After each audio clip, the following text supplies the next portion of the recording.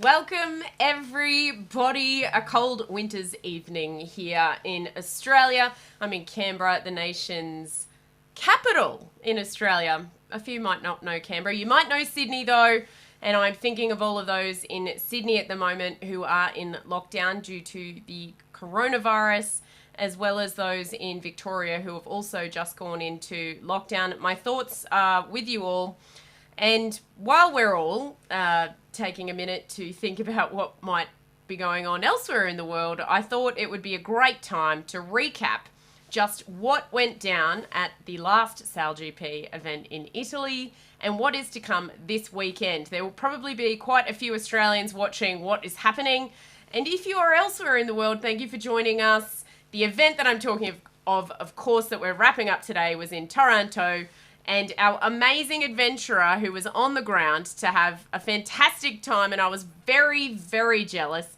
He's here with us now on the line. He's become a bit of, basically one of the family now as an adventurer. It is Marco Brandon Rossini. Marco, how are you? Where are you? What's happening? Hi, Nick. Hi, everybody. I'm now in Italy. I'm back home in Pesaro, and I just got back from a couple busy weeks on Lake Garda for Foiling Week, obviously, and for the J70 Italian Cup. So that was really fun, and now I've got some time off, and I have to focus on my studies now. So it's come that time. Oh, no. But it was so great to see you having such a fun summer break, as you would call it, in Italy. From the SailGP to Foiling Week to the J70 Worlds. The Moss Worlds are coming up as well in your part of the world. It's a sailor's heaven right now. Yeah, a lot of stuff has been happening. World will be this September, I believe, first Mm-hmm. week of September, and all the big guns will be there. It was amazing to see, Tom Slingsby, Ian Jensen, Paul Goodison just out there during Foiling Week, Kiko Bruni, just training. And wow, every day that passed, it was more and more impressive to see them flying around on their mods. It was incredible, really incredible. So I look forward to those in September. But yeah, Taranto was also really fun. The F50s are as well very impressive, I have to say. And even seeing those fly around is up close. It's quite impressive, absolutely. Oh, indeed. Now, you just mentioned Keko Bruni, Paul Goodison, Tom Slingsby, Ian Jensen. That's representing three of the SailGP teams. We saw Goodison paired up with Ian Jensen taking the place of Ben Ainsley. The first event in season 2 of the SailGP was sailed in Bermuda. It was won by the UK team with Ben Ainsley on the helm. Goodison had big shoes to fill, didn't he? Yeah, he had pretty big shoes, but I think he did an exceptional job. Mm. It was, as we know, his first time back sailing after commentating the America's Cup. So back on a foiling boat, sailing at the helm, big responsibilities.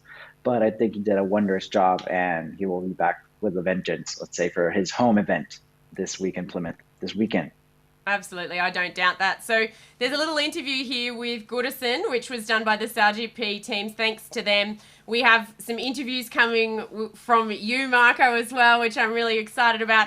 So we thought, given that we have the Plymouth event, which is the third event in the series coming up this weekend, we'd recap what you got up to in Toronto. Should we have a little bit of a look at the recap of the racing? What do you reckon? Should we do Let's it? go.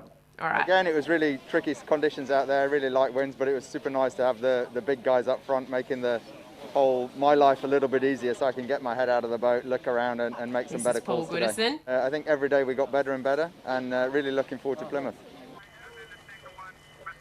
A few shots there of the GB team sailing 5 up there, but we saw them sailing 3 up at times. We'll talk to Marco about that in just 1 minute.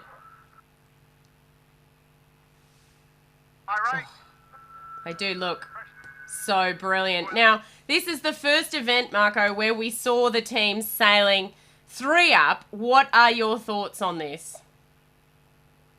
So it was already very impressive to see five people sailing a 50-footer, foiling around the race course. Three people is just rocket science as far as I'm concerned.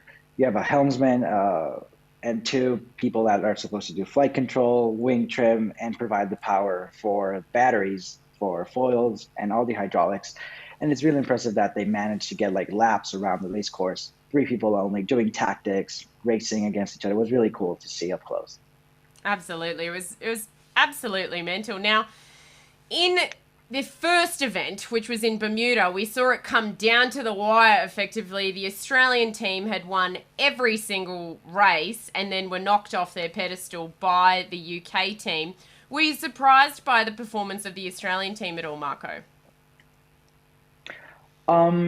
In Taranto, I believe the Australians experienced some technical issues, which kind of prevented them from, getting in phase with all the racing and hitting that sweet spot that we know that they have since, in Bermuda, they won all the races.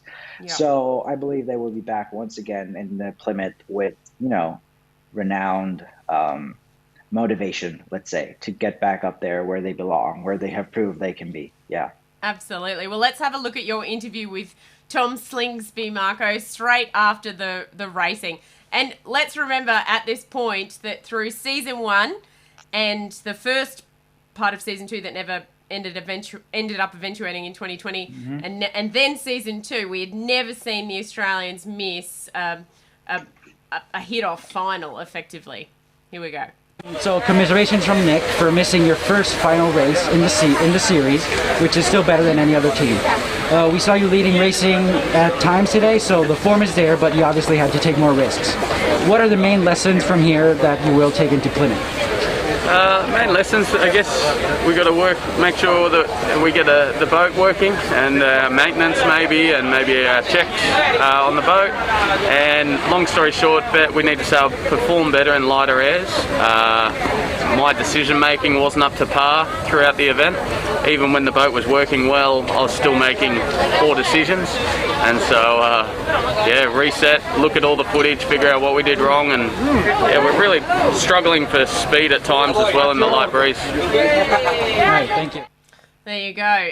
A true champion, I think, can really identify their weaknesses, and it sounds like that whole team has really taken a bit of a step back. So it'll be interesting to see how they come off the blocks effectively in Plymouth. Yeah, it'll be quite interesting because I feel like they need to come back and prove that they're still in the Australians, from season 1, that they still have that form, that incredible speed and maneuvering, just exceptional overall. So I'm kind of excited to see what they bring this time around. I feel like Tom has done a lot more sailing in between the Toronto event and Plymouth than he did in between Bermuda Most and Toronto definitely. as well. Yeah. I mean, tell me about his moss sailing. You've been watching him. He was incredible. So he's been based, I believe, in Malcesine since Taranto, and he's going to be back after Plymouth, I think, for Worlds. And wow, I mean, it's just incredible the speed he has. All right, so the mod, we all know that it's a development class, and the boat itself means a lot in terms of speed difference. But he was just exceptional. Like all the starts, he would never be in the front, but at the first tack, he would be. It was just mind-blowing how fast he is on that thing. And he always, he would lead around. I think he just lost a couple, maybe one race to Nikolai Jacobsen from Hong Kong. But it was just, he's fast. Yeah. I remember the 2014-15 Moth Worlds in Australia, in Sorrento, which was eventually won by Pete Burling. He actually beat Nathan Atteridge. Nathan Atteridge had been doing quite well in the class at the time, and that was sort of the first time we saw Pete Burling becoming a standout. But Tom Slingsby very early on broke his small foil, and he only had his large foil. But in the breeze, he would still be there at the top mark, monstering his boat around the course on his larger foil, and it was just he's an incredible competitor. Else. You just see something switch in his brain and just on competition. Yeah. And he's 100%. So highly likely we'll see him come back. I think when we talk about a few switches as well, and Pete Burling didn't race on the New Zealand team this time around because he and Blair are currently on their way to Tokyo to race in the 49er, defending gold medalists and silver medalists behind Nathan Atteridge and Ian Jensen in London. We saw the swap, obviously, between Goody and Ben Ainsley. That was another little swap there as well. And we heard from Goody. It was really cool to see New Zealand actually take a race win on the last day in Toronto. I was very excited for that, honestly. It was very cool to see Arnaud just, he dominated a couple starts, if I remember correctly. He did a great job, like, closing everybody out and just speeding away. I remember at one point he had like 400-meter lead on everyone. It was a very strong performance by him, and I hope we get to see more of him in the future. So do you think, is he doing this weekend as well, given that Pete and Blair will be in Tokyo? Or as far as I know, yes. Yeah. It still should be him. Yeah. Okay. Then also we have to talk about, going into the last day in Bermuda, it was all about Australia leading the way. Going into the last day with basically Japan and the US at the top of the leaderboard, it was all on. Jimmy and his team were doing exceptionally well, 3-up final, and then we saw a bit of a collision, Marco. Should we hear from Jimmy and get it from him in his words? Yeah? Yeah, let's go from Jimmy. Let's see what he says. Yeah, extremely tough way to end it. I mean, we're really sailing the perfect race, and all we had to do was sort of round the mark and head to the finish. So, very unfortunate. I guess it's kind of know how an F1 driver feels now when you sort of got the race tied up, you've got 2 corners to go and you have an engine fail or something like that. So that's out of our control. The positive step was that, we certainly were competitive and looking good to wrap up this title. Here we go. Led round the bottom mark. I think this is just a recap package of the US team, but I'm sure that they will show the actual bottom mark rounding. This is the start of the medal race, 3 up. About to lead around the bottom. There's the collision. Oi. Boom. Oh, not good. Alors, super journée. And then I believe they actually pulled out of that race, which, biting on their heels. We saw the Spanish and the Japanese. Oh my goodness. Yeah.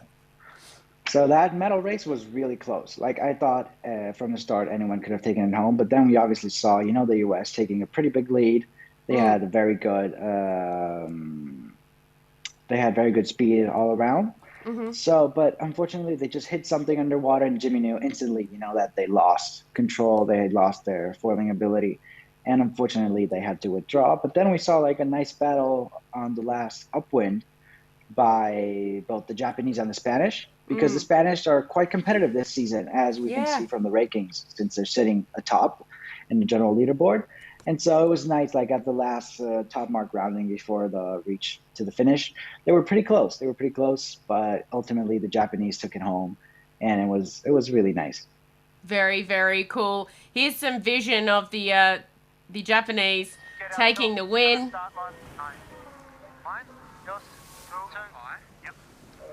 This is the first race of the day, I believe. Bit of a package here. They sailed exceptionally smoothly. Chris Draper did a great job in the middle as well. There's the win. And then a bit of a celebration. By a bit, a lot. And I believe, Marco, you were actually right alongside them in the boat that you were in. For those who are following our stories, you were literally right there. It looked pretty cool. Yeah, it was very, very cool. So I was on the photo rib with the official SailGP photographers, and seeing these professionals at work was really incredible, and getting that close to celebration, seeing this machine up close with everybody celebrating, with Kiko Bruni especially being celebrated, being the local healer and everything. It was a very nice feeling. Yeah, so it felt cool. really good.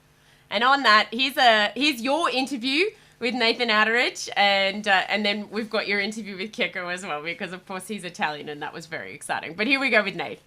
So congratulations from Nick Douglas, Sailor Girl. So wow, great job, consistent speed throughout the weekend. What's the secret?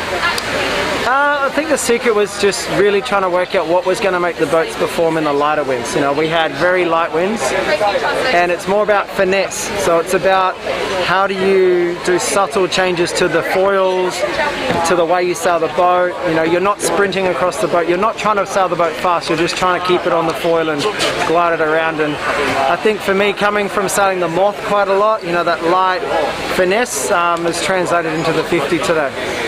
And so, first race back from commentating the America's Cup and first win. So, Yeah. how does that feel? I can tell you one thing, it's so much more enjoyable racing and winning than it is talking about someone else racing and winning. So very happy to be back on the water, very happy to be racing again, and yeah, can't wait for Plymouth. Thank you so much. Excellent. So he'll be in peak form as well. So we've got the Australians coming back in with fighting form. Goodison has something to prove. The Kiwis are potentially peaking. The Spanish are on top of the overall leaderboard. The Danish have been practicing. I know they've been doing a little bit of training. So it's going to be all on. I'm actually quite excited. But what I know you're going to be excited about. So Marco, I've heard a few rumours coming out of the Italian event that there might be an Italian SailGP team. Have you heard anything further? I can neither confirm nor deny, but some interesting stuff might come up. Okay. Yes, definitely. Excellent. Well, let's hear your interview with Keko. And the last time I caught up with Keko, he'd had a great day with Luna Rossa, and they were heading into the America's Cup. So for me, it's actually quite spectacular to see these sailors racing at the top of their game, and I sort of call them this super breed of sailors now that are jumping from the America's Cup to the Olympics to Moths to the SailGP. It's pretty incredible to see how much they're learning, but I also just love Keko's attitude. So let's listen to your interview with him. And I believe you spoke to him in Italian as well. So for all those from Italy watching. I think at a certain point I did. Yeah, I'm pretty sure. Got a bit excited. Here we go. Allora, congratulations, Kiko. Great win today. Yes, we sailed really well. So you had consistent speed throughout the weekend, and what's the secret? I think we trained well in the light wind here, and we had some good pace. Really, not the whole weekend, but also in training, we felt fast and we felt comfortable.